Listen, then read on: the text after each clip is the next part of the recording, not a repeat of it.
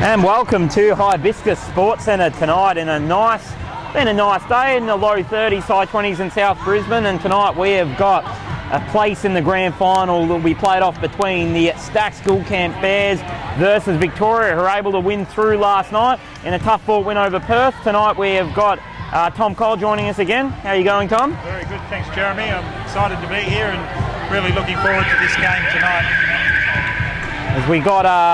As we have a look at the teams tonight, we've got Victoria, of course, winning through last night off a pretty comprehensive win, with the Bears, of course, having an unfortunate loss to the Queensland Comets last night, the Minecraft Comets, in a 5-point loss. If we look at the School Camp Bears tonight, they've got their full lineup in, of course, with Kylie Gauchi, the 19 points and 7 assists. Go with a couple of rebounds as well, and between Kathleen O'Callaghan-Kennedy, Liesl Tesher, they're welcome back tonight. Kelly Griffin and Georgia Munro Cook, they're averaging 32 boards a game, and that's going to be very hard to compete with.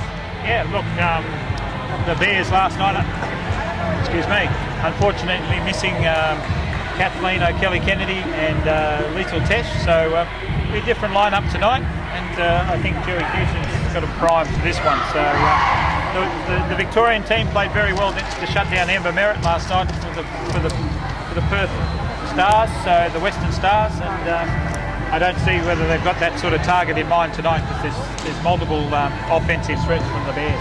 Taking a look at Victoria, we've got Leanne Del Tozo. She's averaging 20 points a game with 9 boards, nearly a double-double, 52% from the field, with Shelley Chaplin leading the league in assists with nearly 8 assists a game, and the surprise packet really from last night, double figures, 10 points to Mal Adams with 10 points last night, averaging about 4 points a game, and her improvement has been very sharp, and she's going to be a real key if Victoria are going to do the business tonight. Well, and no surprise to me, Jeremy, we've been looking at her for the last 12 months and steadily been progressing, so she's the star of the future to come through. So I think if they leave her alone tonight, it'll be at their detriment. So Leanne Del Toso speaks for herself. She is a class act and is really shooting well at the moment. You combine that with Shelley Chaplin's leadership on the court and control of the ball.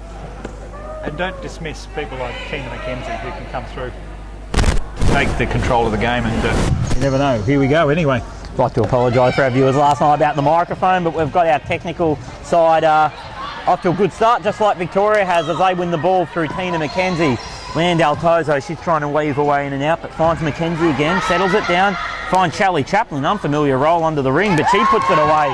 Nice little post-up and a good start for Victoria. I like to see that from Shelley Chaplin. I think last night she showed she's going to get to the hole, and if she can do that a lot tonight, they're going to be in a much better position as far as the offensive end of the sport. Victoria started with a lot of energy here as the ball's kicked to the top with Louise Savage. And with the new player coming in for the night, Kathleen O'Callaghan-Kennedy knocking down a 6-footer on the right baseline. It's good. So good answer back as we see Mal Adams, little 1-2 back to Shelley Chaplin. Interesting tonight, Tom, that they're pressing up the floor. Yeah, well, Shelley Chaplin's their ball handler. They're trying to put pressure on to obviously take away the shot seconds so that they get low on the shot clock to take their opportunities. But you can see, even late in the shot clock, Leanne Del Toso can still do the business. At 52% this season, it's definitely a respectable target, or a respectable percentage, considering she's an outside shooter, as she knocks down that nice little 45 with, of course, over Louise Savage, one of the greatest, or the greatest female athlete or track athlete in Australian Paralympic history, has made the conversion to basketball, as we see Shelley Chaplin 3-on-2, finds a pass to Ali Cole. Cole, bit slippery. Ali Cole can't make it go, but she'll go to the line for 2 on a foul from Kathleen O'Callaghan-Kennedy. Good move there by Cole. Well, it was an unfortunate pass behind her, so she had to stop to regain it. And to her credit, she's reeled it in, stabilised and taken the shot, got the hit and gets herself to the line. Of course, the teams tonight sponsored by Victoria, sponsored by Basketball Victoria, with some assistance to work in partnership to make sure that they've got a strong team on the floor. And of course, the Stats group have supported the School Camp Bears for many years, so valuable contributors to the league, and definitely thankful for their assistance, as we see Kelly Griffin outletting the ball to the speedy Kylie Gauchi. She weaves in and out, but Ali Cole's able to shot her down quickly. Liesl Tesh throws it up, hits the side of the ring, but it doesn't matter. And that's 4-all. Another pre-superstar of the game, or in the past, but she's still doing some damage in this league. She certainly is. She's a gold medalist in sailing as well from the London Paralympics. You can see Shelley Chaplin dropping move, taking it to the hole. Hard contact there by Kelly Griffin, unfortunately falling out, but fortunately for her the shot's good and she'll have a look for a 3-point play. You spoke about last night, you know, Shelley Chaplin, an experienced campaigner, often be quite hard playing that 3.5 point role, particularly when you're not a bona fide high pointer, but you know, she's found a really nice balance in her game and she's really beginning to turn into, you know, obviously been around for a while, but she's one of the more mature leaders in your group. Yeah, very much so, Jeremy. She reads the game probably better than most. Had a bit of injury this year and last year with wrists and hips and so forth, but she's getting back to a good spot, and I think we'll see some good things from her in the next 12 months. We'll see Kylie Gauchi faking for the shot up high. 1-2 to Liesl Tesh, and the ball's out to the wing. Mel Adams gets out, a little late, but she's able to contest the shot, which is a good move really. Kylie Gauchi's undersized and making her shoot over hand. It's going to be a tough gig for her. See Shelley Chaplin driving through the space. Taking it back. She started with an absolute bang, and I spoke to Leanne Del Toso and Shelley Chaplin before the game tonight, and they said that if they could start with 5, they believe that they could carry that through the game and it was going to go a long way, and that's exactly how they've started, Tom. Yep. They've come out aggressively, taking the ball right to the Bears, and they're putting a lot of pressure on Kelly Griffin there to get that shot away, and she couldn't deliver. So pushing the floor certainly is Coach Gould's theme for tonight, and they're going at it hard. And there's another seal from Tina McKenzie, a little pinch. She got Kathleen O'Kelly-Kennedy locked in there, and good luck to her, and she stopped her from affecting the drive on Shelley Chaplin. Interesting to see here with if there's another stop here from Victoria in a basket, as we see Liesl Tesh take a tumble, and it's being ruled an offensive foul. And the ball, that'll be a turnover. It looks like Jerry Hewson, he's going to the bench. He may call a timeout and has. Yep. And good move there by Hewson. Well, it's 3 possessions down the floor that they haven't scored. So, and that last one obviously was not good for them with a charge called on Tesh. It's obviously thinking forward to tomorrow, Tom. Looking, you know, obviously from a Queensland Comets perspective, you know, based on matchups, you know, which team do you think the Comets would looking to play after tonight's result? Okay. I think on their day, if the Comets, you know, have some faith and some confidence in what they do and just relax, I think either matchup's going to be good for them. You know, they're quick. They're quick. They're very fast. And if they can run that fast-paced game, they can run it both either of these sides. Obviously, you know, the height of the Bears is going to be a concern for them because Alison Herring, being really their tallest player, is going to have to defend some of that. But either way, I'm looking at a great contest tomorrow. I think, you know, girls are going to come out in both sides, no matter which sides are in the grand final, and give it a red-hot crack.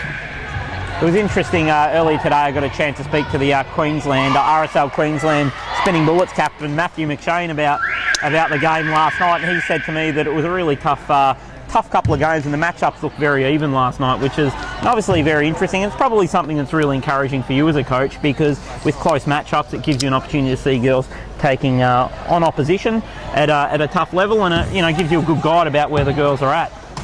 Mate, this is excellent for me because I get the matchups of the matchups for positions in the gliders. So, you know, we're seeing, you know, the likes of Shelley Chaplin and Leanne Del Toso taking on people like Bridie Keane, Shelley Crenau here in this game, taking on Kathleen O'Kelly-Kennedy and Kylie Gauchi. So, for me, couldn't ask for a better scouting opportunity than to see the National League like, in the way it is. As we see in action, we see Tina McKenzie out on the wing, well defended by Liesl Tesh.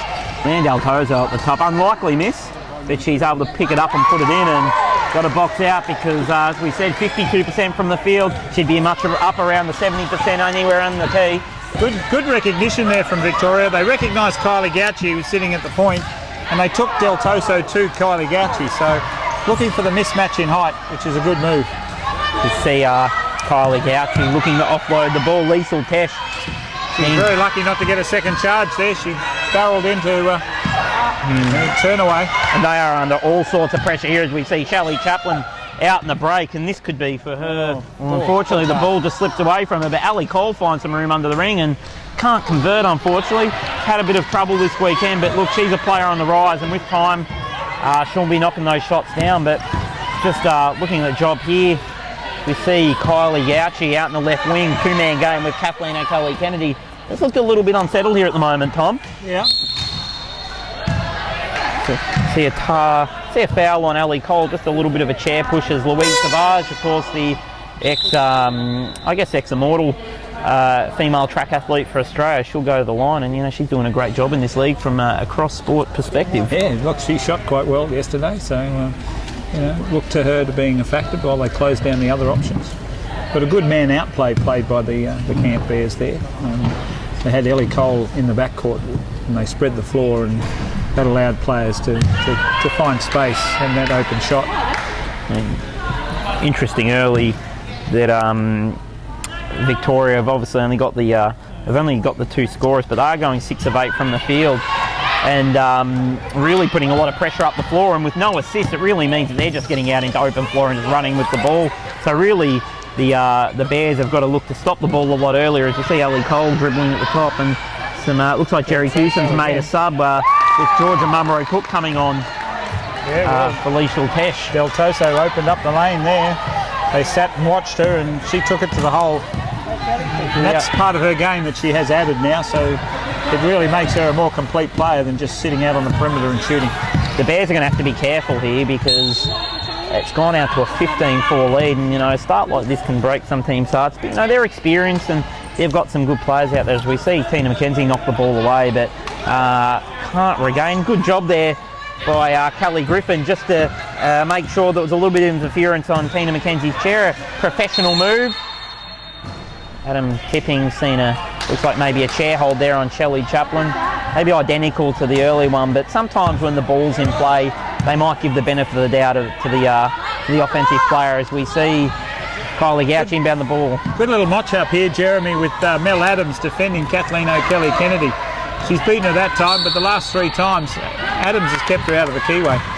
So O'Kelly-Kennedy answers back there, so it's a good little contest. That's obviously a height on a low pointer, but the two are battling hard. Not a bad foul there, really. Obviously, Mel Adams was got out positioned early in the contest, but a foul and a hard foul to make Kathleen O'Kelly-Kennedy go to the line and see what she's got, and it might have been worth it, because a shot under the ring for Kathleen O'Kelly-Kennedy on statistics is a made shot, but she's missed that first free throw, so we'll see what she does here with the second. And she converts on the second, so not a bad play. Obviously got to get early chair contact, as we see Del Toso inbound the ball to Adams, and Adams will bring the ball up the court with relatively no pressure. Yeah, for a one-pointer, she's not a bad ball handler, especially if she's only been new into the game. She ducks in and out. Ali Cole, she can't convert, but getting some nice looks there, Ali. And like we said earlier, with a bit more experience and a bit more tailored training, obviously still a swimmer as her #1 chosen sport, that those shots will sink, as we see Coach Gould looks like he's injecting Laura Baseggio, has identified that as something that he wants to rectify. And they've called an offensive pullback here on Louise Savage. Didn't quite see what happened there, but it looked like they were trying to create a pick and didn't quite come off. But it'll be a Victorian ball, so as the Stags Bears will have their 5th turnover of the quarter, and couldn't imagine Jerry Hewson would be happy with that. It's also their 5th foul of the quarter too, so it's still 4 minutes odd to play. It's a long way to go. So Victoria go to the stripe on any defensive foul now. I think bringing Laura Baseggio has been a good move for Coach Gould. She just won the Most Improved Player, New Player award at the WNWBL awards this morning. So she'll be on a high after that, and she really has earned that award. Yeah, very popular winner this morning, Laura. Very new to the game, and some tough competition this year as well. So, congratulations to Laura and some of the other nominees, as we see Georgia Mummerow-Cook can't convert, but of course the All-Star 5 are made up of Amber Merritt, of course Alice Applejack with her first time award, of course Kylie Gauchi, Sarah Stewart in there, and Georgia Inglis also snuck into the All-Star 5. So congratulations to all the winners, along with Claire Knott, who was voted the Sue Hobbs medalist for 2013 international season, which meant She was voted by her peers as the best player in international competition. So an incredibly special award, and she was presented with a medal and a nice sketch of what she'd achieved that year. So obviously you can attest to her quality as a player and individual, Tom. Yeah, look, Claire's outstanding. She does everything in the right way to put herself in the best position.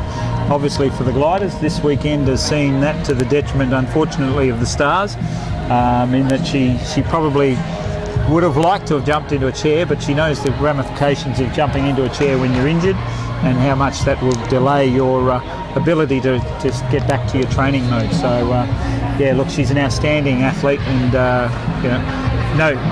no surprise that she ended up getting voted in the men's national league as the 1 point player of the year.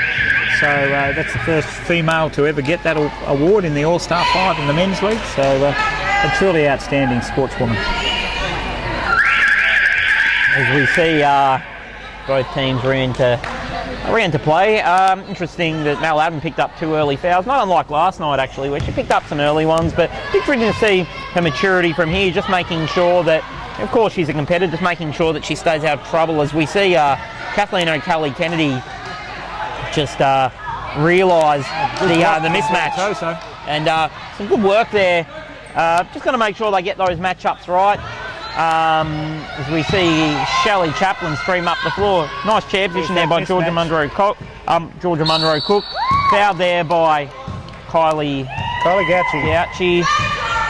As Dory, as she's affectionately known by her teammates, will go to the line. And the story I'm hearing about this, there was 2 stories about why she was referred to as Dory. One is that apparently when she was a rookie, that when she used to push her hands, she used to flap them around like Dory the fish from Finding Nemo. But the other one is also that she is quite forgetful. So I'm sure that she will regale you with the story if you ask her. But I had the opportunity to play some basketball along Leanne Del Tozo, and she has just been a steady improver and another one of your many great contributors that you've had over your time. Look, I'm really impressed, super impressed with what she's done with me in the last 12 months. You can look at her physique is changing. She's putting a lot of time in the gym and improving her strength, and it's starting to show in her game. She's gone to another level. When we first started, she was more an outside shooter only, and now she's starting to attack the keyway. She's got a lot more lateral movement. She's a lot quicker in a chair, and she's going to be a contender for our gliders team. As we see Lisa Tesh coming back into the game, and she comes off with a quick fire 2 points, but good finish, just a nice little come. Sure, Tina McKenzie wouldn't be happy with that. 2 experienced campaigners, and Tesh was able to get the better of that time. But we'll see what McKenzie can produce here. Nice pass thrown open to McKenzie. Yep. She has a go at trying to connect them. We're off to on a fast break here. It's about a 2-on-0, and Kylie Gauci will take the honours, and she'll unfortunately miss, but Tesh is able to get the rebound and chair push from behind, judge on Laura Beseggio, and that'll take both teams into the bonus. So we'll see Liesl Tesh, or Tesh as she's affectionately known as, will go to the line. There's a 9-point lead here, or 9-point lead to Victoria. These are very important shots, and with no training, of course, in terms of an elite basketball training, obviously used to be a glider, and competed at I think 4 or 5 Paralympics, and then was able to achieve a dream of winning a gold medal in sailing. So got a lot of talented sportsmen around here. So yep, and she certainly is an all-round athlete. So I know she loves the sailing, and she's just come back from a World Championship medal as well. So outstanding effort from Liesl. We see Shelley Chaplin receive the ball from Del Tozo after Tesh makes another shot. Mel Collins coming into the game as well, as we see Mal Adams. Nice little pop. Fortunately got called for 3 seconds in the key. Just lost her balance there late. But the right move, just as her game develops, that will be a shot that she'll be able to put up a little bit quicker. Yeah, look, I like the fact that they're willing to give her the ball. She obviously had Kylie Gauci close out on her fairly hard there, so that made it awfully difficult. But, to her credit, she kept at it. Oh, no. unlucky foul there. I thought he might have got all ball on that occasion, but of course that's why up here at the stands it looks like it, but obviously the referee's seen it differently. That's why I'm not the referee, but he had good position there, and looks like the foul might have been on, hard to say, it may have been on Del Tozo, but we'll, as we see... It was on Del Tozo, Jeremy. We see Kelly Kennedy go to the line, of course involved in the Red Dust Healers initiative, doing some great work, bringing basketball to the communities along with Brad Ness, Kathleen O'Kelly Kennedy and her mum, Claire, who've done a great job setting up some academies and some initiatives that really look to assist the Indigenous community, and should be very proud of some of that work, and of course entered the debut team of the Red Dust Healers this year into the National League. As we see Shelley Chaplin out on the left wing, being able to pass the ball to Baseggio, skip pass over the top to Del Tozo. She can't hit the shot, and Mel Collins appealing to Sean Gobletson, but it doesn't matter, and I've never seen him change his mind, except once when I told him that he got the call wrong and he changed his mind. True story. Albury tournament, so you never ever give anything away to the guys in grey, because have you got witnesses to that story though? I actually do, unfortunately. So I think the girl shooting the ball, Leanne Del Tozo, will definitely attribute to that one, and I'm sure the man himself, as Del Tozo knocks down the first free throw. That will knock down the second as well. I think some of the crowd here listening to our commentary, Jeremy, do not believe you about that story, so we might have to verify that one after the game. That's absolutely fine. I'm more than happy to put my neck on the line. There's Tesh again. She's going for that hole. It's not there, and that's her second charge. She looks up at the rest, but it didn't appear there was enough room to... Never was. Put a chair in there, but good call, and as we see, it'll be another turnover, and it's unfortunate because they've just started to get themselves a rhythm, and they would have had a good look at an offence there, but instead Victoria will get the ball back and they'll look to mount another attack. And that's Liesl Tesh's second foul, so but just keep an eye on that one, Jeremy, because that could be a game turner. If she gets another one, then potentially she might be taken out of the game for a little bit. We see Mel Adams lining up. She can't put it away, but Georgia Mummerow Cook able to find the boards and a quick outlet to Kylie Gauchi as they ream out. So we see Tesh a little more cautious this time. She looks to penetrate, as we see Kylie Gauchi dribbling around to that favourite right side wing, but good work by the best new talent of the year, Baseggio. And I shut her down well, and Georgia Mummerow Cook gets a shot up, and she nailed it. That must be music to your ears, Tom. Certainly is, Jeremy. Good to see the younger kids coming through that are starting to be calm and patient under pressure. We see Laura Baseggio getting up a late shot, and She had the awareness there that she knew the shot clock, so for a girl that's only been playing the game less than 12 months, 10 months I think the word is, it's certainly an outstanding effort. So as we look at the stats, we've got a 18-12 lead here with Victoria. We've got Liesl Tesh with 5 points and 3 points to Kathleen O'Kelly Kennedy. So just the 8 points between those two players, but only 2 of 2 for Liesl Tesh with a free throw, and Kathleen O'Kelly Kennedy 1 of 1. So statistically, if they can get the ball in the shooter's hands, it's looking good for them. But only being able to get up the 8 shots compared to Victoria, who with 9 points each to Del Tozo and Chaplin. But probably the most interesting and decisive thing for the Stack School Camp Bears is Liesl Tesh is on 3 fouls early in the game. So Coach Houston will have to monitor that, because it's one of the key players, one of the experienced heads on the team. And that could be very tricky to negate late in the game. Yeah, well, I thought she was on 2, Jeremy, but she's on 3. That makes it even more dire. So she's still got, 3 quarters of basketball to go, and 3 fouls in the first quarter. I know if you and I are coaching, player picks up their first foul, they pick up a second, they're out of there. So you don't waste that opportunity and lose them in the first quarter.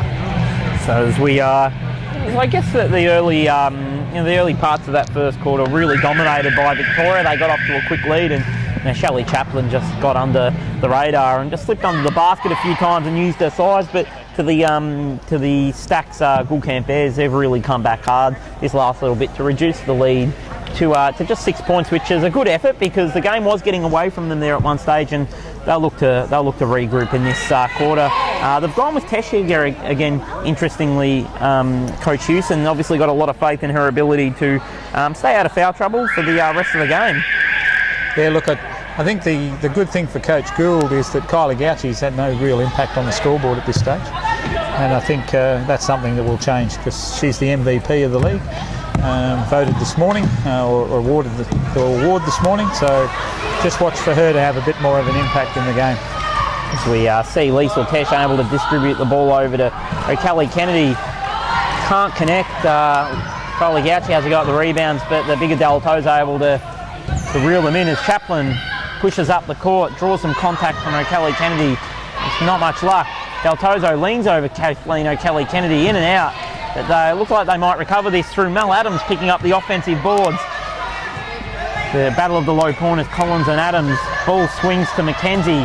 Nice. Back to Daltozo, back to McKenzie. Tries to take a party time shot, but was probably a little bit inhibited there by the angle of the ball. As we see Tesh pushing up the court. Good defence there by Chaplin, able to stop her high, and they've got her trapped in the corner. We see she offloads the ball to Gauchi. Adam Tipping's called the foul, possibly on Shelley Chaplin. It's on Leanne Daltozo, reaching over the top. Got a lot of ball on that, but I think she also got a bit of the arm. So Coach Gould really pleading with the referees there, and obviously his pleads weren't heard. Only Daltozo second there, so obviously not too bad too early. I guess for Coach Gould though, having two high pointers as your substitutions, he might not be as concerned about that. Perhaps if Mel Adams picks up another one, it could be a slight concern. As we see Kathleen O'Kelly Kennedy taking a lethal test move, so to speak, in this game and trying to penetrate the gap. The refs have been hot on that this morning, tonight. That's the third charge that Shelley Chaplin and Mel Adams have caused. So I'm super impressed with Mel Adams, because to hold out that 4-pointer is tough, and she's been involved in 3 charge takes at the moment. So as a coach, you've got to be happy with that. As we see Mackenzie barking orders to her troops. She looks to penetrate over the low pointer, but Mel Adams, she's rolled away. Daltozo has the ball in the right wing.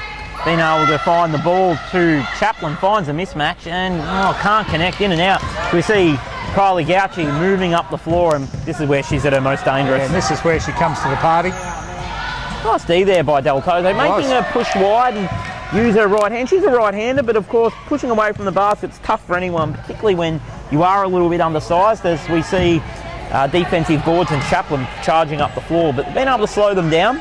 She kicks the ball to Mackenzie high. Mackenzie looks at the shot. She can't connect, but they'll get the offensive boards.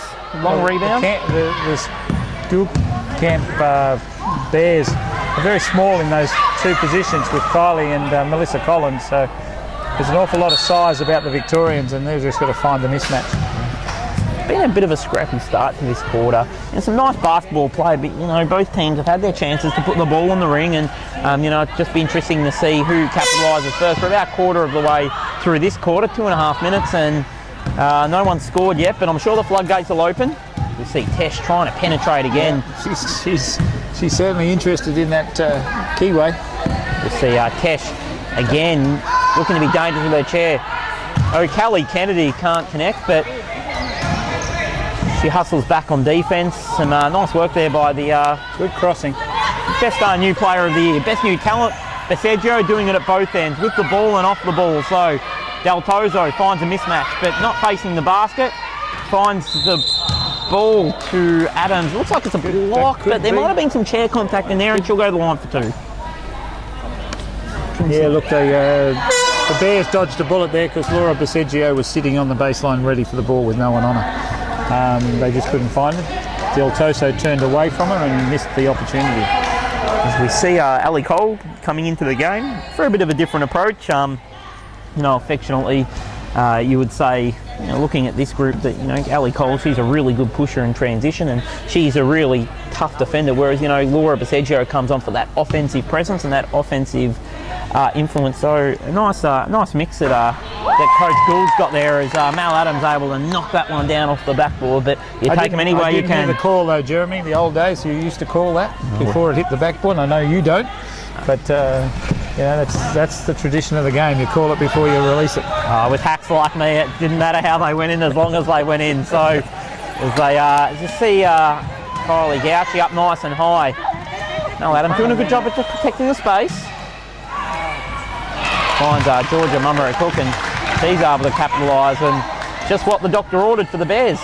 Yeah, well, she's an X factor. You know, we always look for X factors in games. She, with her calmness, is certainly something that we could be leveraged off for Coach Houston.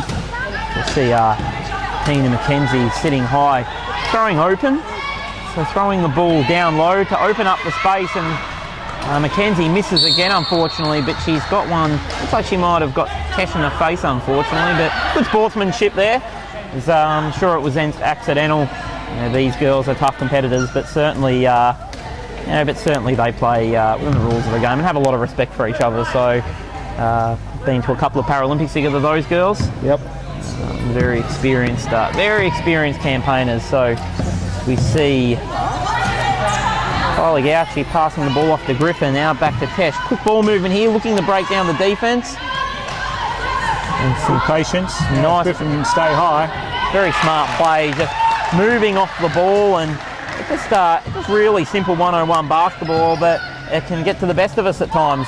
We're back to a 3-point ball game now, so the Bears are fighting back, and Victoria needs to answer here because they've gone pretty cold in the last 5 minutes. We see Tina McKenzie getting out to that right wing.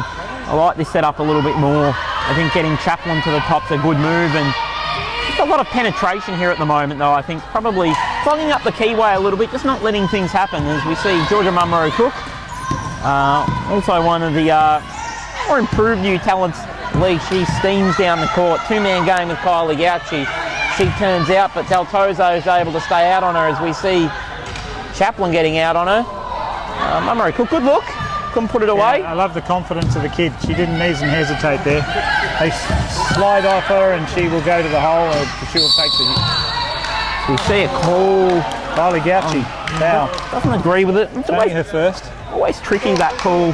Of course, you know, whether the defensive player was there first or whether they might not have had position. It's hard to tell there, but, you know, they tend to go 50-50. And I think, you know, with defending referees, of course, it's a really tricky call, that one, because you've got two players going in a straight line. Is it a charge or is it a push? Is it a block? It's a very tricky call, but I think he might have got it right on that occasion. We see Shelley Chaplin unable to connect on the first play. On the first shot, as we see her able to launch. Can't connect on the second shot. They might get the offensive boards here. We see McKenzie able to recover the ball. Good hustle there by McKenzie. Out pushing track star Louise Savage, and she certainly hasn't lost any speed in those arms. No matter what sport she plays, she's one of the quicker competitors. We see Shelley Chaplin moving up high, penetrating. Not sure if that was the right pass, giving the ball to Mal Adams in the key under pressure. That's probably not a pass that sure not Coach Gould would have been happy with that pass. Certainly not. You don't pass to a one-pointer in traffic, but having said that, we know the Australian skipper of the Rollers, Brad Ness, used to do that with Yannick Blair in the London Paralympics.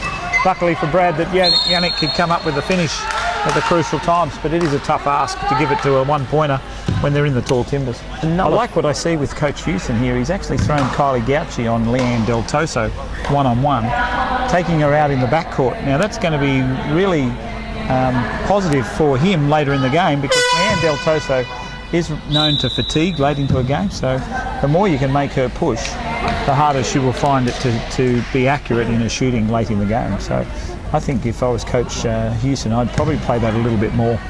As we see Del Toso lining up for her second free throw.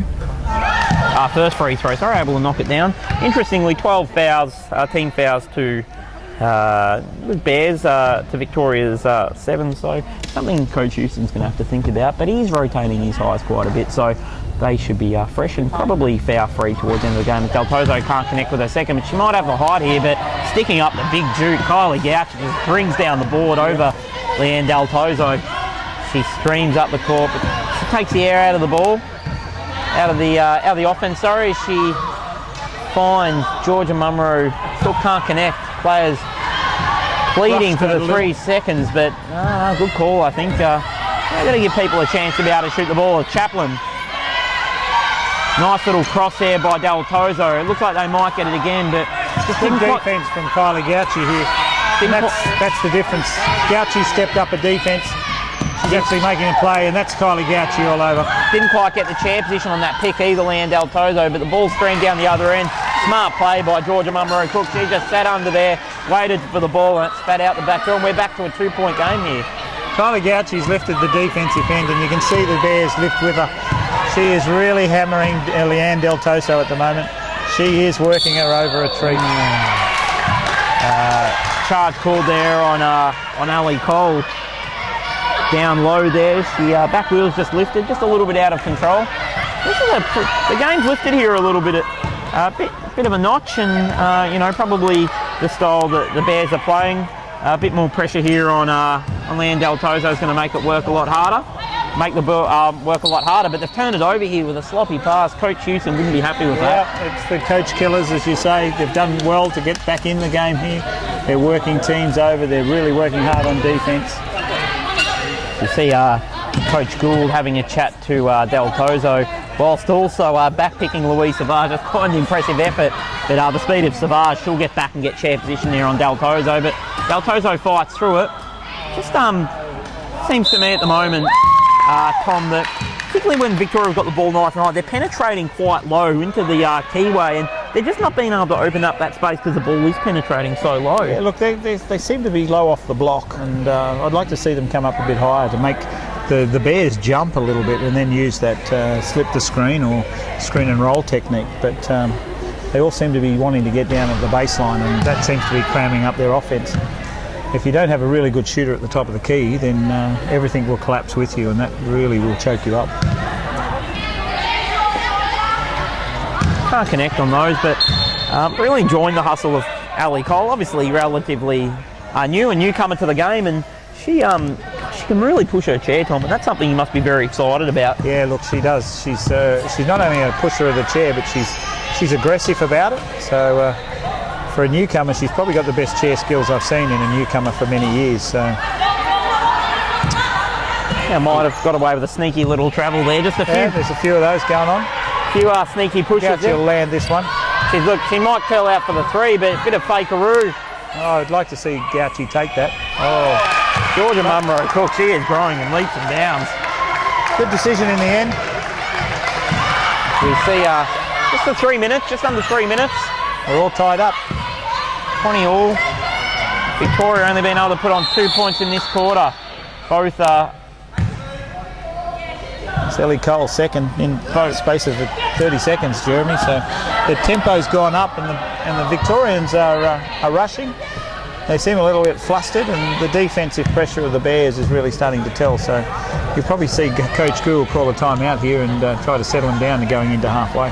It is interesting that Victoria actually haven't hit a field goal this quarter. Been able to split a pair of free throws on a couple of occasions, and unfortunately for the Bears, they've only been able to put 8 points on, and they've had quite a stranglehold of this quarter. So to see whether they can create some offense late in this quarter, as Gouch looks for the long bomb. It was a good look, can't connect.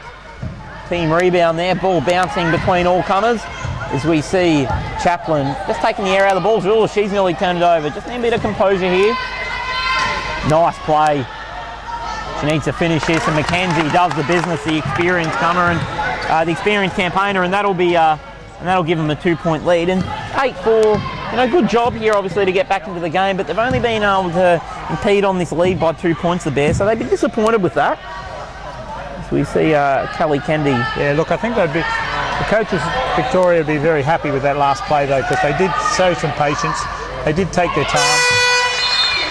Right, just like you call, the timeout's being called. Coach Gould with the timeout going into half-time.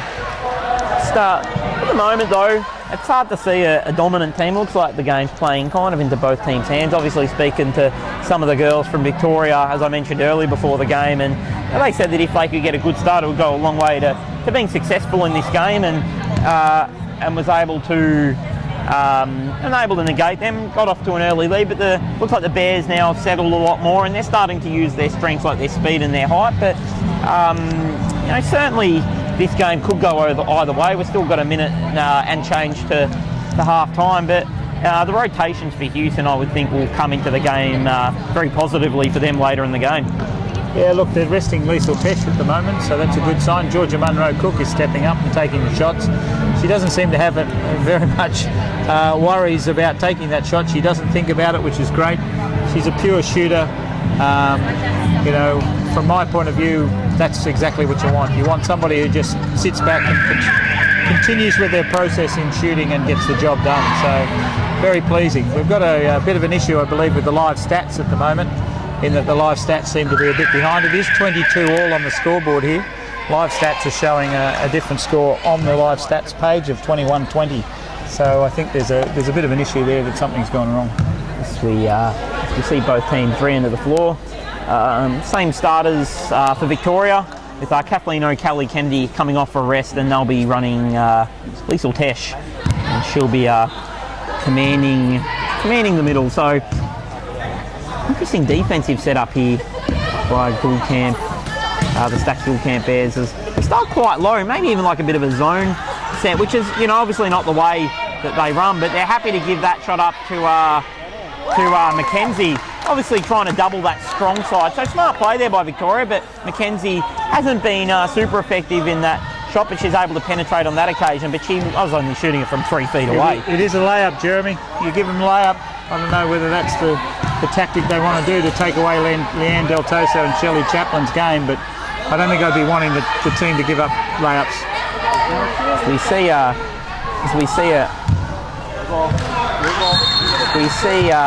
Kylie Gouchy putting up a shot, can't connect.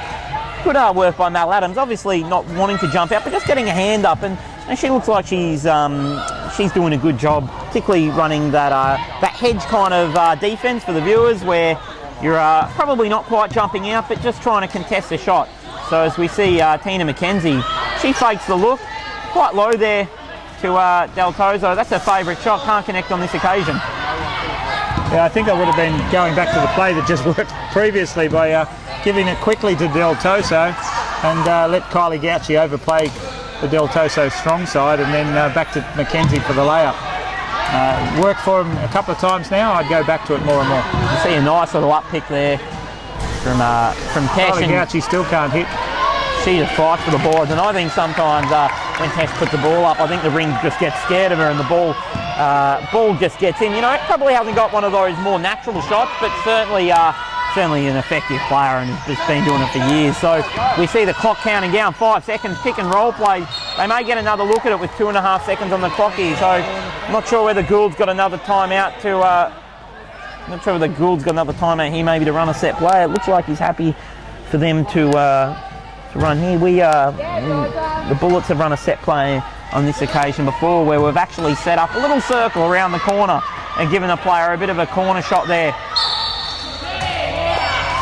I think she's gone inside the keyway before the ball was inbound. That's the reason why. I thought she might have had the ball. Nice idea though, that timing was a bit of an issue on that occasion. So they'll be looking not to foul, quite rightly so. As Bridie Keane just mentioned in the crowd, because with a foul, Gouchy holds the ball, not to risk a turnover. Unlikely that would result in points, but we go to half time. Live stats are a little bit high, and we're at a 24 all, and it's been a great effort so far from both teams. Both coaches, I think, would have to be happy early days. Yeah, look, I think Coach Gould got them off to a flyer. They certainly came out of the gate racing, did a good job keeping the tempo up, but the Bears, slipped a little bit behind. Houston's got them back under control, and he's controlling the tempo of the game now. He's actually turned the game around to be more up-tempo in his space with his defence. And Kylie Gouchy, although she hasn't made any contribution on the scoreboard at the moment, is doing a great job defensively, and that is really shutting down the Victorian scoring options. And if they can do that for the rest of the second half, then Victoria will find it hard to score. So we're going to get Bridie Keane to have a chat to us at half time. Of course, successful member winning team on Friday night, and they were able to defeat the Gould Camp Bears, who are playing right now. So we've got Bridie Keane joining us. How you going, Bridie? Obviously exciting to be playing in your first Women's National League final tomorrow night. Tomorrow afternoon. Extremely exciting to be playing in our first, but also at home. So as we see the game, how have you seen this game so far? Oh, this game's been amazing. I mean, both teams are playing so well, and 0-0 at half time means who knows what's going to happen. I really don't even know what to think, Jez. What do you think? I guess for me, it's obviously a close contest. Both teams have played quite well, I think, with Houston and his ability to rotate the bench a little bit more. Might be a telling factor at the end, but obviously we'll see. So, as probably not a lot of the viewers know a lot about you, Bridie. Of course, successful silver medalist at 2012 London Paralympics, winning a bronze medal at the Beijing Paralympics as well. You're currently undertaking a PhD at the University of Sunshine Coast. Now, what's that entailing, Bridie? Well, a lot of work, that's for sure. It's in its early stages, but hopefully it will contribute to some knowledge surrounding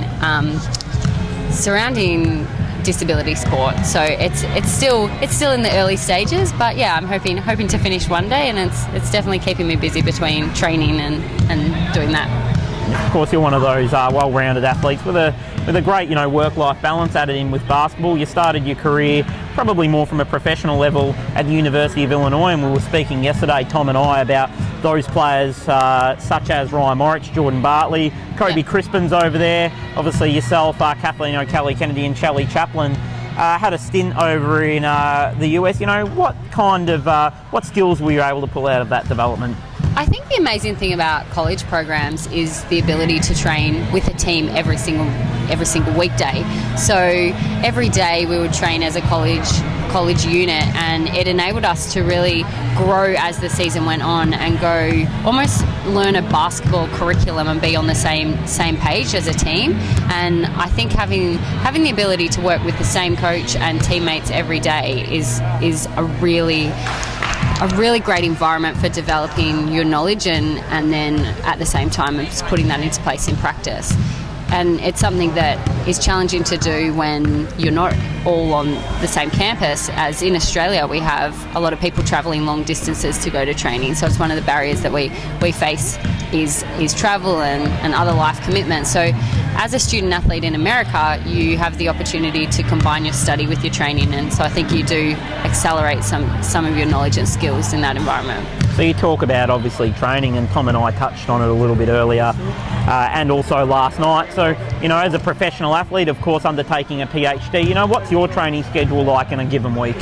In a given week, I commute from the Sunshine Coast to Brisbane twice a week. That enables me to train at the QAS with other gliders and rollers squad and emerging squad members, and because really you can't replace team training for a team sport.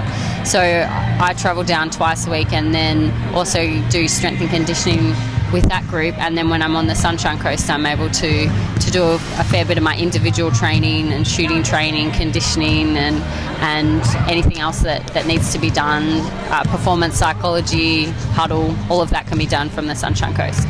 Beautiful. And I guess for those listeners out there, the Sunshine Coast to Brisbane on a given day could be an hour and a half drive, so potentially Bridie could be commuting 6 hours a week just in that, and of course other commitments for work and personal life and those kinds of things. So she does make quite a valuable amount of travel, or quite a large amount of travel. So it's often tough. Bridie, thank you for joining us, and hopefully we'll see you tomorrow, and good luck in the grand final. Thanks, Jeremy.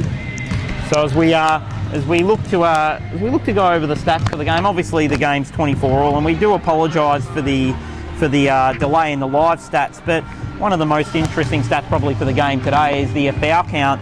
Of course, being well refed and those kinds of things, but the foul count is up around, for the Bears, 14 fouls to Victoria 9. So that's going to play a very big part in the game, with 2 fouls each to O'Kelly-Kennedy, Gauchi, Griffin, as well as Collins, but 3 fouls each to Tesh and Savage. And that's very important as this game goes on, because those are players that invaluable for this team, and it'd be very hard, obviously, to change lineups and the such. So for Coach Houston, he looks like he's got some things that he'll need to resolve. But all's going well. He's been able to make a number of rotations.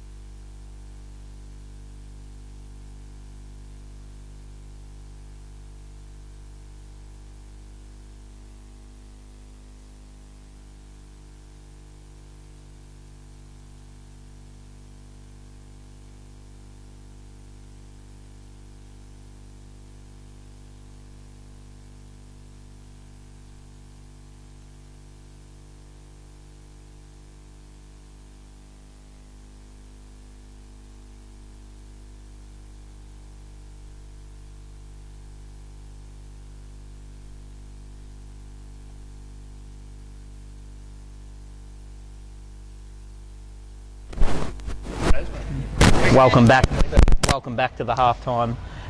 Welcome back from halftime as we're joined here by the Minecraft Comets coach Dave Hegarty, the successful coach winning on Friday night through to the grand final. Dave, congratulations.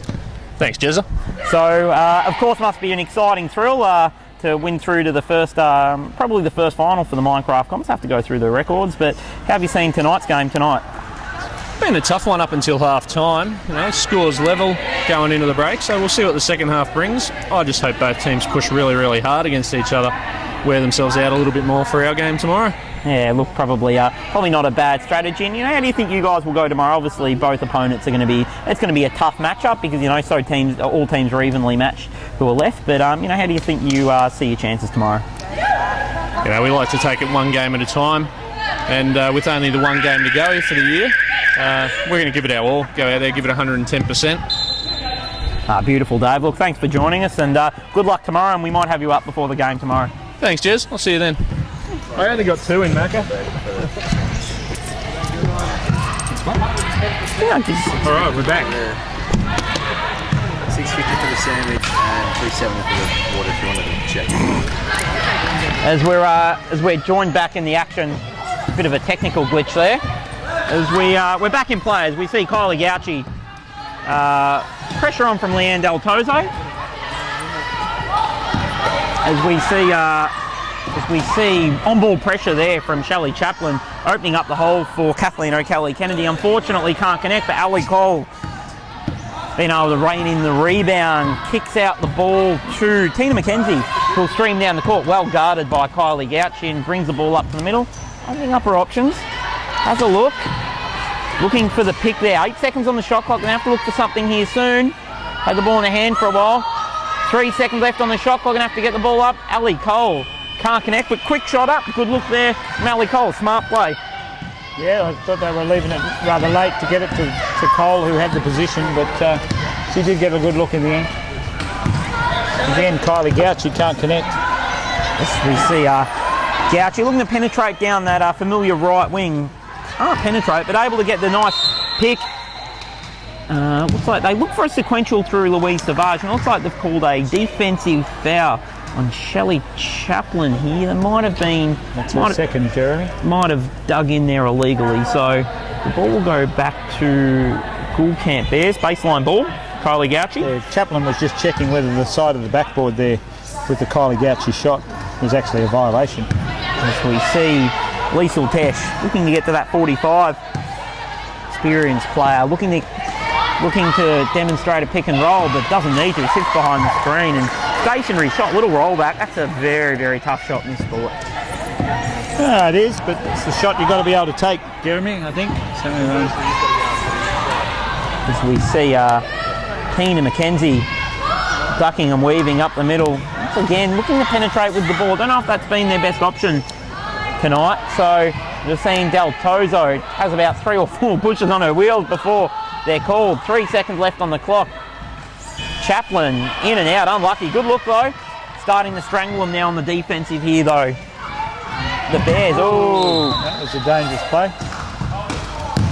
Tesh a trying lot of contest in there. A lot of contact. Tesh trying to draw the long range 3, but unable to do so. Yeah, look, the Bears have come out similar to they were at the end of the second quarter. They've come out and having a real go at things.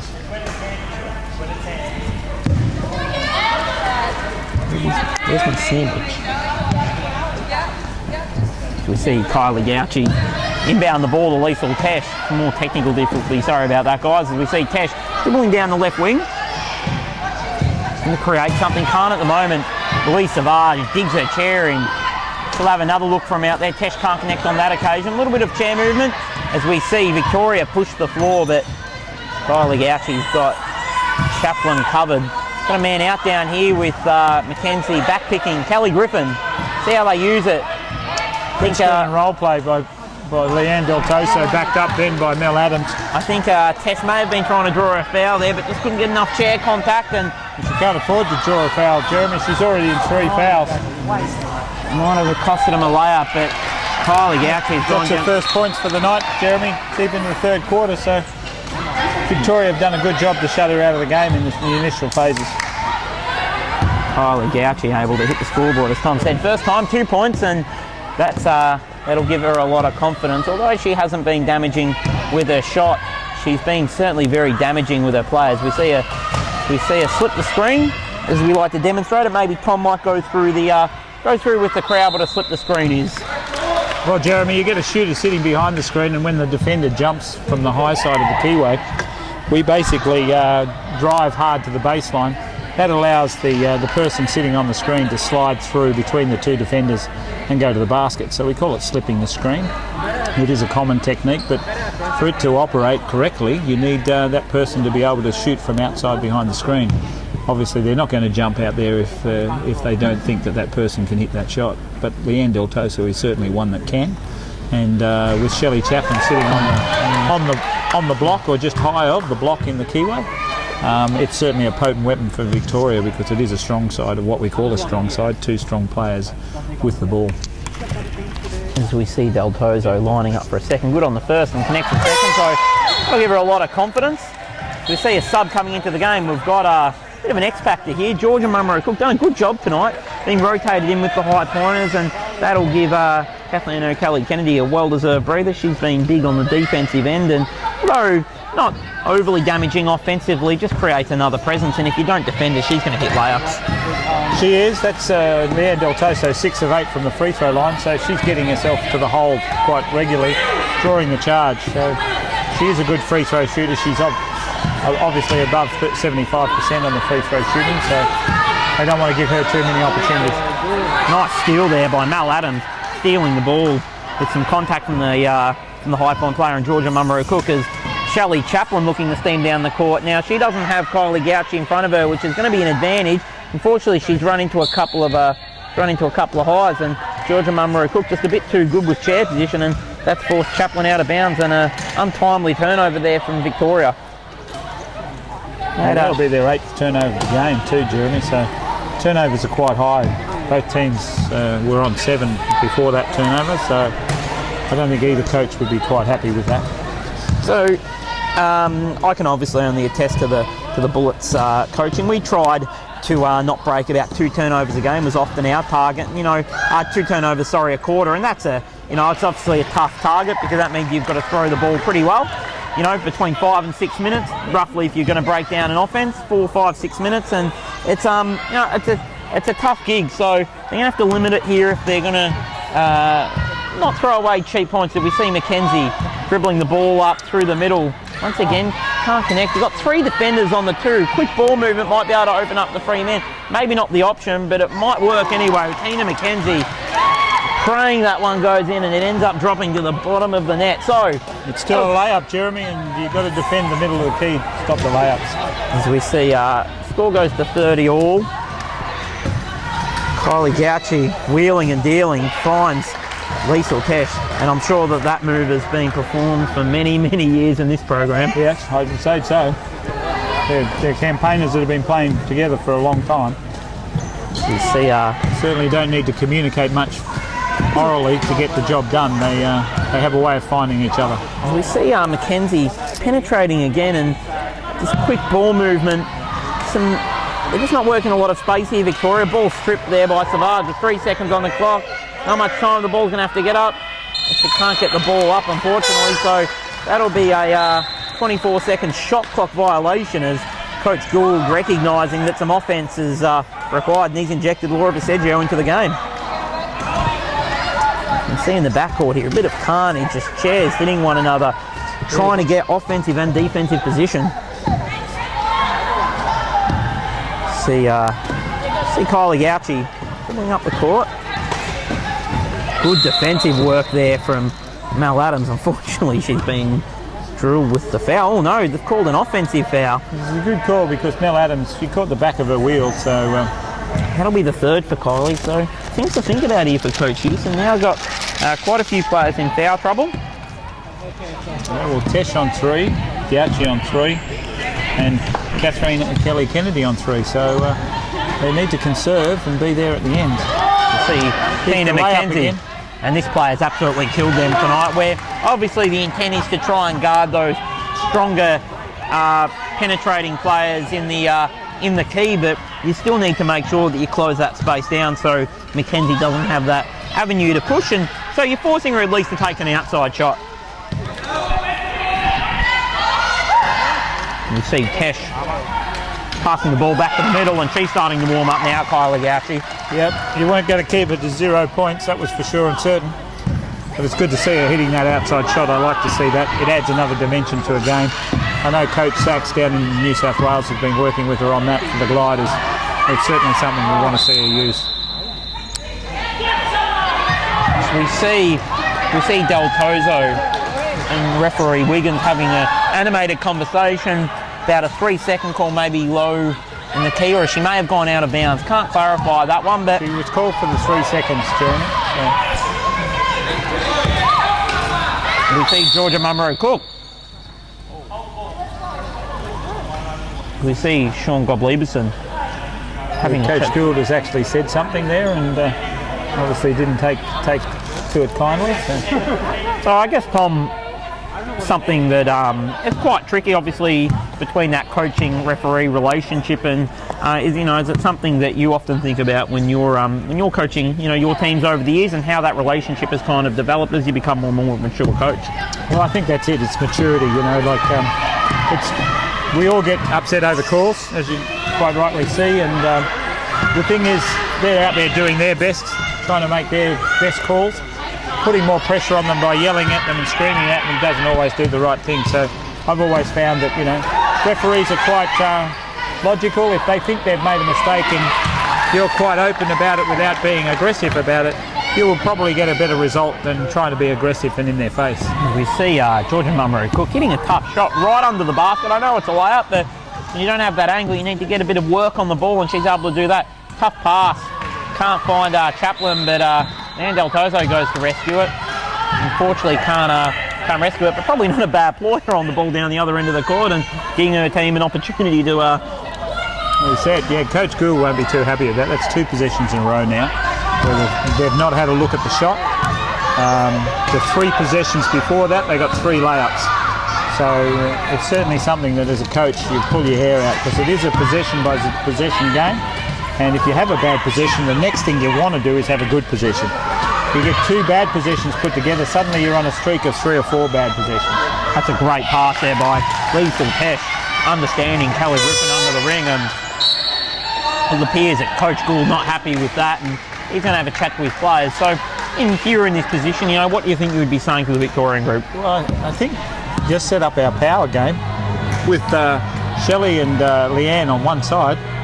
They're overplaying that all the time because they're afraid of Leanne Del Toso's shooting capability and obviously Shelley Chaplin's driving capability. Then you've got Tina McKenzie attacking the layup. If they shut that down, they have to bring a defender from the weak side, which allows then somebody like an Ellie Cole or a Laura Baseggio to capitalise on that. So if I was Coach Gould, I'd just say settle down, possession by possession. Let's just get a good one and then let's back it up with a good stop, because their defence is quite good when they're aggressive, and work on it 2 points by 2 points. It's a simple game, complicated by players and coaches, Jeremy. So as we see Coach Houston having a chat to his group, but letting Liesl Tesh do a lot of the talking, obviously an experienced group, and I think really complements them having such experienced players in the group, and you know, having guys who have rather in this occasion girls who have been to numerous Paralympics. It's like having, you know, 3 or 4 coaches in the group. Yeah, well, some of these girls have been playing together for many years, so for them it's reading the game and playing with each other. Jerry's been around a long time as a coach. He knows that they need to work it out on court. You can coach teams all you like in the gym, but on court, you know, they've got to make decisions. So we want them to make decisions. They're going to learn from those decisions. And I think that's how he coaches with the senior players, and it's worked for him. As we see McKenzie here, they'll need a good offensive look here. Penetrating still very low, and you know, this is actually very similar to, and they've given up the shot again to McKenzie. Can she knock it down again? Can't on this occasion, but much longer look on that occasion. So yeah, not quite a layup that time, so obviously didn't rotate the ball first. If they rotated the ball over to Del Toso's side and Chaplin's side first, they would have got a more of a commitment from the point guard onto that. What they call putting out the fire, making sure that you know, the ball. You know, it looked like that Munro-Cook was going to get an easy layup into the basket. Tesh on the left side as well, but she just stuck the hand up and said, "Not in my house," as some of the boys rightfully refer to. So Gauci has got to be working on a left hand there. She went into the defence on the right hand side. So and Del Toso, under all sorts of pressure, still buries the 2. Coming up big for her team, and that was a much needed 2 points, because we're going on a bit of a run here. We see Gauci inbound the ball, 1-2. Georgia Munro-Cook, and she'll take the ball back again, and she will set up the offensive structure as she's done many times before. So puts the ball in the pocket, not too many options, but finds the easy mismatch with Georgia Munro-Cook. Can't connect, but good look. Nice mismatch early in the shot clock. Puts a lot of pressure on defensive teams as we see Shelley Chaplin banging down the floor. Finds Baseggio, and that should be money for her, and she's shot the ball very well this season for a rookie. Well, it's coming down to the wire here, and last 50 seconds of the third quarter, 2 points the difference. You need the ascendancy going into the fourth quarter. Fortunately, Kylie Griffin gets a great look under the ring, but just lost a bit of control of the chair, and she ended up under the backboard, and as a result the ball hit the under part of the backboard, and they've called an offensive foul here on Shelley Chaplin for an illegal screen or a legal back pick. But no, it's a legal crossing of the path, Jeremy. You've got to be clear of the path before you cut off the lane. Shelley was really, it's a third foul. She should know that extra push she needed to get the big wheel in front of Kelly Griffin at that stage, and she didn't do that. Liesl Tesh is causing a little bit of issue here when she doesn't have the ball. She's really pushing a chair where she was called for the charge early in the game. She's now pushing a chair into the contest and pinching 2 players to hold them to allow that third player to go around. With 8 seconds on the clock, now down to 5. Sergio has a look. Oh no, Mal Adams has got in Shaplin's way, and it's just unfortunately disrupted the offence. But with 0.2 seconds on the clock, I would be very surprised to see a score here. Probably impossible. I know Derek Fisher in the NBA was able to get a shot up with 0.4, and I still believe that they're talking about. But Tesh has a go. I know it might have been reviewed. Yeah, Derek. The only 2 people I know have probably done it, Derek Fisher and Coach Ben Ettridge says that he did it when he was playing, but there's no witnesses to it, unfortunately. So we're still yet to see the verdict on that. We may have to speak to Coach John Christari just to verify that one. But until we've seen some clear evidence, it might be a little bit hard. So as we end the third quarter, 38-36, and to both teams' credit, Bears got out to a great start in that quarter. Victoria clawed their way back. That could have been a really big deficit, but Coach Gould made some adjustments, namely changing the offensive structure, creating a little bit more space, and it's paid dividends for them late in the quarter. Yeah, well, they were down 12-6 in the quarter there at one stage. Fought their way back to a 14-12 quarter. And as you say, they just stayed patient. Did a bit of a switch up with Laura Baseggio coming on as more of an offensive threat than, say, Ellie Cole, who's more works on the defensive end. And that seemed to pay the dividends, as you say. I think the Bears' defence tended to falter a little bit there towards the end too, because it was quite up tempo early in the quarter, and then they went to sort of close up the zone and crowd it in like they did against the Comets in yesterday's game. So, look, the game's in the balance, Jeremy, and 2 points the difference with the Bears up by 2. Anyone can come home with the chocolates right here and now. It's very interesting, of course, because you've got the Bears who, for the greater part of the season, were pretty dominant over Victoria, with Victoria been able to throw in some consistent performances, just as the Comets have been dominant over Victoria through the season, losing 1. But it's an intriguing matchup because obviously some teams match up better than others, and at the moment, on ladder positions, the Gould Camp, or the Stacks Gould Camp Bears would have gone into this game hot favourites, but it certainly hasn't turned out that way, and it'll be interesting to see who does get through to the final, because both matchups are going to present problems for all teams, and could just create so many different options. But I'm sure we're in for an action-packed last quarter, 38-36, and the ball's going to resume with Kylie Gauchi inbounding the ball sideline to Tesh, and she gets the 1-2. Taking the ball to that wing, really looking to open up that space, and she's going to look for a bomb early. Can't connect, not a bad play, trying to just create a bit of a spark early, and she had the open look. She hasn't connected on the 3-point play, but we certainly know she can. And she can, and if that one had gone in, imagine what the confidence would have done to the team. So you've got a 2-point advantage. You probably can afford to throw that shot up early. Del Pozo setting the pick sequential there from Mal Adams. That's some very good offense. Can't put it away, but better setup there, and they got a cleaner look, which was thought their way through the offense. So Tesh avoids the backcourt 8 seconds by finding O'Kelly Kennedy in the front court. Back to Tesh.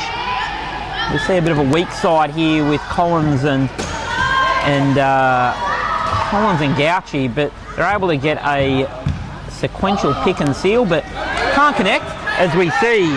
There's a fast break, 4-on-1. As we see Del Pozo, and good work by Mal Adams wiping the player in the backcourt. That's a disappointing result first up. They may get another look at it. They've called a jump ball. Kathleen O'Kelly Kennedy coming in over back and doing a good job for the Bears to lock that ball in. Disappointing though for Victoria. They had the open layup really. I think you've got to put those away, Jeremy. I mean, they're coach killers. I think Leanne Del Pozo might have penetrated a bit early there, and she was a bit worried about the 3-second call. But they've got a nice little inbounds play here where Baseggio is able to cut bait, and nice little move. One-on-one battle there with the 2 rookies, Mummerow Cook and Baseggio, which, 2 players I'm sure you would have your eye on for the under-25s program. Yeah, look, we're very happy with them and their progress at the moment. They're just starting to get into full training, and imagine what they're going to be like in 12 months under full training. So they've only really had limited opportunity training-wise, and probably only train part-time at the moment. So we're hoping with full training programs and full servicing models behind them, they will be outstanding not only for the 25s, but maybe even you might even see them in the gliders group. As we see Del Tozo, she's been in there for about 10 seconds, but she's done a good job to knock herself out, and ref's given her the benefit of the doubt. Chaplin swings around, chair foul, And takes the foul. and that's probably not a decision that Coach Easter would be very happy with. You probably didn't need to do that. Of course, late in the shot clock, and maybe a bit more communication where she's got her with a chair foul, but smart play by Chaplin, just swinging out looking for the shot, maybe exacerbating the chair contact just slightly.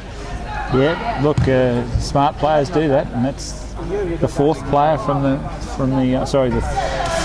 yes, it's the fourth player from the Bears that's on their on 3 fouls. So they're in a lot of foul trouble here, and if this game goes any longer, and hopefully it doesn't go into overtime for them, they could be facing some problems. And that was counted for all money, but the ball did not want to go in. But a free throw from Chaplin, she was able to split them, will give Victoria the lead early on, and so we see Kathleen O'Kelly Kennedy at the top, able to swing the ball over to Gauchi. She finds a mismatch, and God, strong hands there from Georgia Munro-Cook, with a couple of players fighting through, and that's better than a rookie move. Whew.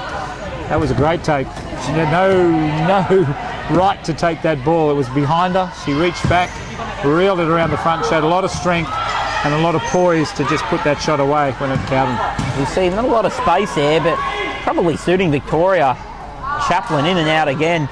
Again, they're leaving that point really wide open. I wonder if that's a coaching ploy there from Houston. It might be a scouting point that he believes that's a shot that they're not confident at. We see Kelly Kennedy well defended here by Del Tozo. Foul's called on Tina McKenzie. Yeah, she stopped Liesl Tesh driving to the basket.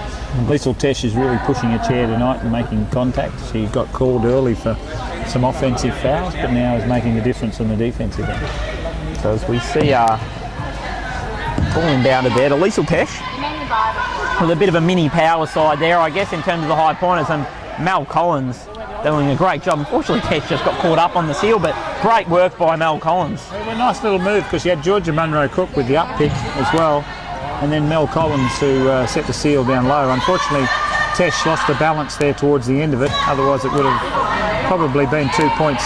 Oh, well done, Mel Adams. Stayed calm, waited for the defence to release, and had a good look in the end. Not a great pass there, though. Once again, passing it to her in traffic, but doing a good job for a low pointer, being able to just get off that. But unfortunately, they've got caught up here, and Gouch unfortunately couldn't connect. But nice cover there by Mel Adams. I know that she wasn't able to make chair contact, but she just meant that she had to take her away a little bit more. And when you see someone out the corner of your eye, it's amazing what can happen. Yeah, it is.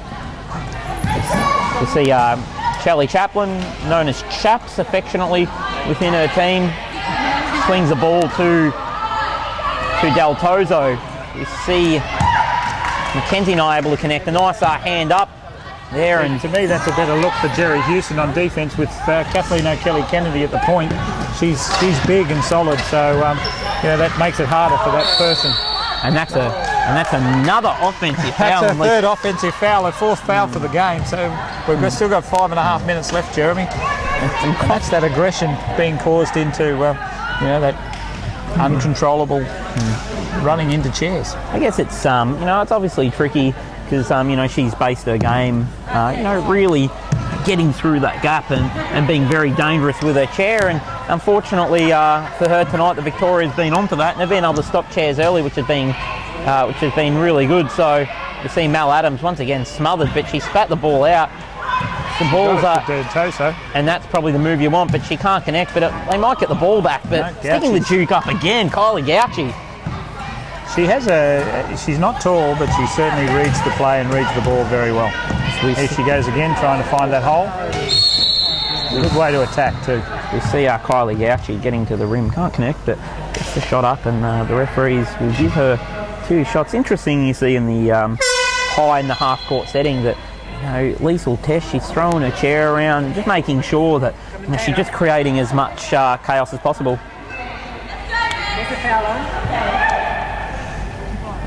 Foul's being called. The foul was on Mel Adams. Mel Hall. She's in the comments. I'm getting it wrong here, Jeremy, but But Mel Adams was called because Kylie Gauci attacked the back of the chair. See Kylie Gauci not able to connect on the first one, but she'll go back and have another look. You know, pretty solid free throw shooter, and you know, unconventional action again, but obviously conducive to her impairment. So, and it certainly hasn't proved a good foul there, Jeremy, because she didn't get any of the free throws. So that's dodged a bullet for the Victorian team, because Kylie Gauci has usually knocked them down on those layups, and that could have turned into a three-point play. So we see Victoria get themselves out of trouble. Tina McKenzie, nice seal with a seal. McKenzie. And they'll kick it back out, opening up the space here again. Del Tozo finds Chaplin. That's a shot they're going to like. In and out again. There must be a bit of a bucket on that ring. Something on there as Chaplin creates some interference. Interestingly, Houston's taken Tesh off. I know obviously a high foul count, but doing some good work in transition, but he'll save her for one last run late in the game, I'm sure. You see Gauci under all kinds of pressure, swings the ball under the key. So it'll be a tough shot. She can get it up from Kathleen Kelly Kennedy. Gets the shot up, but it's blocked and short. So 24-second shot clock violation, and they're really turning up the pressure here, Tom. Yeah, look, I like what Victoria's doing here. They're certainly picking up the defensive run. So we see a lot of contact there from Kylie Gauci and Leanne Del Tozo. They're certainly competitors. As Del Tozo has a wide grin on her face. I think she might have known she might have got away with one there, but she's been called with a travel. And quite rightly so. There was three tugs on the wheel, and you can only do 2 touches of the wheel to every bounce. So we see Kylie Gauci will inbound the ball as per their set play. She'll give the ball into Kelly Kennedy. It's been a real arm wrestle this quarter. It certainly is. Since half time, I think it's been an arm wrestle, Jeremy. You see Gauci, known as the Gooch, kicks the ball high. Kelly Kennedy out to Georgia Munro Cook. Drawing that jump now because she's such a threat from outside. You see Mel Adams, bit of low point action going on there. Gauci releases a bomb, but it won't connect and fall. And Chaplin with the outlet from Baseggio, doing a good job under the boards, and solid little back pick there. And they've got the man out. Not only that, they've probably got their strongest defensive player out. Not using the numbers real well here, Tom. No, they didn't use the floor very well. They went down one side and get stuck. And McKenzie will get it up to beat the shot, and it's been a bump ball off the back, but it's good enough. And Ellie Cole, she likes that from the sideline, and rightfully so. That will give them a 1-point lead. 3 minutes left in the quarter. Could we be going overtime again, Tom? It could be. We've seen Kylie Gauci a little bit too strong. She had 7 weak picks this morning, one too many on that occasion. So you see Chaplin able to advance the ball to McKenzie to beat the 8-second backcourt violation. McKenzie pushed herself into some trouble, and she's travelled. So just losing their composure here a little bit, Victoria. Looks like a timeout's been called by Houston, but I don't think David Gould would be too unhappy with that timeout, because I think he might have won. 2 travels in a row. As I said, it's possession by possession, and the thing that's frustrating the coaches, I can guarantee you, knowing both of these coaches quite well, is they're not looking after the basketball. We try to teach and get them to get good, clinical, good looks each time they come down the floor, and the last couple of trips down the floor haven't really been too good at conversion rates. You know, two turnovers over here from Victoria, and a couple of rush shots over here from the Bears. So both teams need to settle. There's 2 3/4 minutes left to go in the game. It's anyone's game. It's only 1 point difference, so it comes down to who has the most poise and who holds it together in this last quarter, or this last 2 and a bit minutes. Both teams are turning the ball over, 11-14. The Victoria leading the way in that statistic, but certainly tough decision here now for Jerry Houston, because he's got Liesl Tesh and Georgia Munro Cook on 12 and 13 points respectively, and that'll be from an offensive standpoint whether he decides to go with Munro Cook or Tesh, or whether he may take Kathleen O'Kelly Kennedy out of the game. He's rolling the dice here, Jeremy, because he's brought Tesh back in. He's gone with Georgia Munro Cook, Tesh, Kelly Kennedy, Melissa Collins, and Kylie Gauci, which is pretty much his standard lineup that he will look for. The Victorians haven't changed much. They're leaving Laura Baseggio in there. As we see the ball brought up court by that girl, the Kylie Goucher, and the rest has certainly done her good because she knocked that shot down with a bit of a roll reversal. Liesl Cash acting as a bit of a seal. Yeah, well, she's got the chair speed, and she's got the aggression, as we saw with the offensive fouls tonight, so why not? As we see Chaplin, she engages, and that's her shot, so you need to get out on that, and she connects. And that'll take Del Tozo to 16 points tonight. So here goes Goucher in the open court. But she's got 3 defenders covered, and Shelley Chaplin's done a good job tonight, restricting Goucher to 3 of 15, which is just a great job. And out of position here, but she managed to find position, and that is desperately unlucky. Great look from the rookie, but just didn't go in. But a great decision, and seems the tables are turned with that lid on the ring. But it'll be a 1-point lead at this stage to Victoria and the rookie, and they've given it to the low corner of Mel Adams. Jerry Houston not happy, and they've taken a 3-point lead. And David Gould, nice and calm, he just calmed his bench down and said, we just need to take care of business. Jerry Houston will be speaking to his group. You know, if you're in this situation, Tom, what would you be speaking to the group about? What would you be saying? Look, it's a minute 30, so it comes down to, it's only 3 points in the game. Jerry Houston has got to get a good one here, good look. It doesn't have to be a 3, it just has to be a 2. Stay close. We'll put pressure up the floor. I mean, you've got to admire the confidence of Shelley Chaplin there that she has in Mel Adams. Obviously, you know, to give it to a rookie and you're a minute 30 out from full time of a preliminary final and trust her to do the job is a testament to what she can do. So all credit to the young girl too, and she put it away. She didn't even hesitate. So Houston's not out of this game. He's not out of this game. He's got the power to do this. They've just got to get good looks. I think they've got to stop them running in the offensive transition. If he can do that, he can shut them down. He only needs them to not score twice, and he's got the game back under control. So concentrate on defence for Jerry Houston. Make sure we're getting good looks. Coach Gould will just be saying, right, let's get a stop here. If we get this stop here, then let's be patient. Let's look for a good look. Let's make good use of the last possession. Let's run our 24-second clock. We've got a 3-point lead. If we get a turnover or a steal here or a block, we've got plenty of time to burn off the clock. Will be interesting. Neither team are in foul trouble either, Jeremy, so that means that if they want to get back in the game late, they're going to have to foul a lot. Will be interesting to see whether Victoria can get a stop here, whether they'll go for the quick foul that the Bears, so to speak, just to make sure that in case that they're not able to bridge that deficit, but they can send the team to the line. And this is a scrappy looking offence. Some nice defence there, and Kelly Kennedy in all kinds of trouble, and that's not what they wanted at all. And they are going to go for the quick foul, maybe. No, they're going to look for the trap, but they're moving the ball really well, and they're going to have to get the ball over here, and they're going to turn it over with an 8-second violation. So not what Victoria wanted. They could have got away with another 16 seconds after the clock, taking us down nearly to 50 seconds. And you know, the longer the game goes, the harder it's going to get if they can't get a score. All credit to the Bears there. They didn't give up. They kept coming at them in the defence to try and draw that 8-second call. Nice help there by Laura Baseggio, and you now need to make sure recovering, and some very, very smart defence there as Kathleen O'Kelly Kennedy puts it straight over the ring, and certainly not the result. They don't want to get another.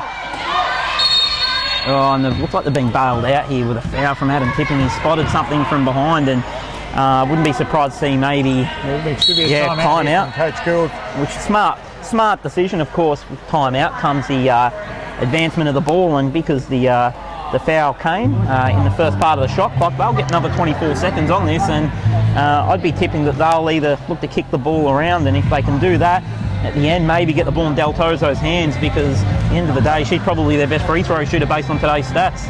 Yeah, well look, if I was Coach Gould, I'd be setting up Del Tozo in the shooting pocket and getting a good shooter at the point, because they're going to overplay Del Tozo. There's no risk on that. They've been doing it all night. They're not going to change now. They don't want her to get a good look. But I'd be rotating the ball a little bit, trying to use the 24-second clock, because you only got 46 seconds. So if Gould's smart enough here with his girls can do it, they can shoot 24 seconds off the clock quite easily. I don't think it's panic stations here by any stretch of the imagination for Houston. You know, there's enough time if they can get a good defensive stop here, and there's enough time to have a look. You know, you've obviously got shooters galore for their group. There's enough time for either team, Jeremy, to be honest. Kylie Goucher can shoot the 3 ball, as can Shelley Chaplin and Leanne Del Tozo. So I'm sure we're set for a cracker last 46.1 seconds. And this could be a long 46 seconds too. So just hang around. So I've got a set play. They're obviously pushing up the floor here to try and take away the options. Now that could be quite dangerous for them because with a pick and roll of the Victorians, they've got a mismatch over on the far side that they could use. And they've opened up the floor here really well. It'll be interesting to see what happens. They're just going to suck time out of this shot clock and take a late shot. So they probably can't really afford to foul here, the Bears, because they're going to give up something late now. And if Mel Adams to Laura Baseggio. And that's a good decision. And 1 point here would be possibly panic stations here. For, Coach Houston can't be happy with that. Kelly Kennedy's missed the last 2 shots and then causes 2 fouls. Takes herself out of the game. Fouled the shooter in the act of shooting. You know, if they're going to foul that, Germany, they've got to start knocking down those fouls earlier and take the shot away. So not a real smart play there. This could, Baseggio is not great from the line though, so it may turn out okay. Best new talent of the year. Under pressure, knocks down the first one, and she won that award for a reason. And you know, you can't buy that kind of, ability to absorb pressure. Well, yeah, and these young kids, they don't feel the pressure. That's the difference of them. So. And that was nearly a great result where she was able to get the offensive board, but they'll have to push the ball here, and probably not a bad result as we see Kylie Gauchi looking to swing. She's been blocked by Leanne Del Tozo and foul there on Baseggio, and she'll go to the line again. And I think that block just it was the turning point right there because she got that off. Anything was possible. So Del Toso very aware, saw Gauchi starting to spot up for the 3 and closed out very hard. So we see Baseggio, she'll go to the line again, and you know, it's a... Well, I talked her down before, Jeremy. Won't put the mockers on her here, but yes. Even a obviously even a missed second shot. I'm not aware whether Houston's got another timeout, but a missed second shot does mean that the game can't stop and the clock will run down. Correct. So I don't think Laura's been playing the game long enough to understand that at the moment. So that gets the result. Perhaps it might, as we see Georgia Mummerow Cook. As we see, they don't want to foul here though, and she has charged, and I reckon that's all she wrote. She's had a tumble, but Shelley Chaplin barking instructions straight away, and they should look to foul quickly here. And it looks like that David Gould, smart play, calling his final timeout, and it looks like Gouch is out of the game as well. That'll be her 5th. And so I think that might be all for the Bears. I can't see them coming back from a 5-point deficit with 5 seconds left on the clock.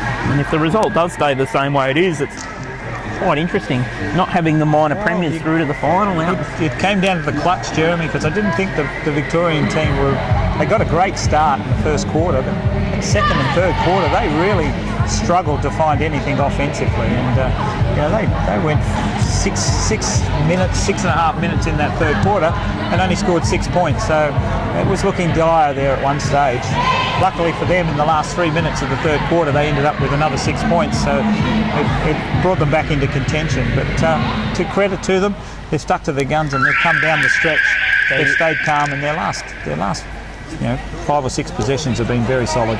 They'll look to foul quickly here, perhaps. No, they're going to let the clock run down. The end of the game, so it's going to be a Victorian win, and what a fantastic performance from Victoria. That was tough and gritty. Yep, look, the all-round team there, and they did a great job.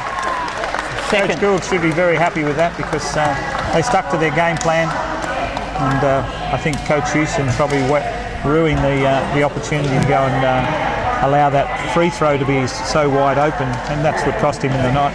So I think there was probably at least 14, 16 points coming through the free throw. So as we see Victoria, they're obviously quite elated, rightfully so, finishing 4th in the minor premiership and really struggling with some of these teams through the season, but they made finals and they've taken care of business when that really counts, and this is going to set up to be a cracking final tomorrow. It certainly is. It's anything can happen now, I would have thought the final was going to be a tough one anyway, but I think tomorrow is going to be an interesting contest. We've got the Bears coming up against the Stars at 11 o'clock. That should be a huge contest because I was speaking to Amber Merritt today, and they're certainly very disappointed about their loss last night, so they're ready for revenge tomorrow. Obviously the Bears will be hurting after tonight's game, so they'll be ready for a good contest.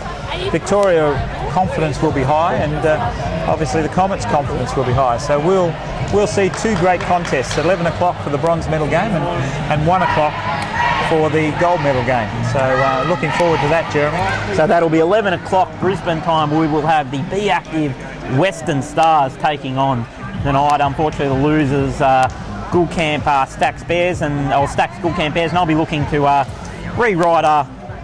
They'll be looking to rewrite that result. But tomorrow in the final, 1 o'clock Brisbane time, Victoria will take on the Comets, and that's all from us tonight. So great day of action on this prelim final night, and we'll see you then. So bye for now, and look forward to joining you tomorrow for the final. Thanks, Jeremy. Stay classy, San Diego.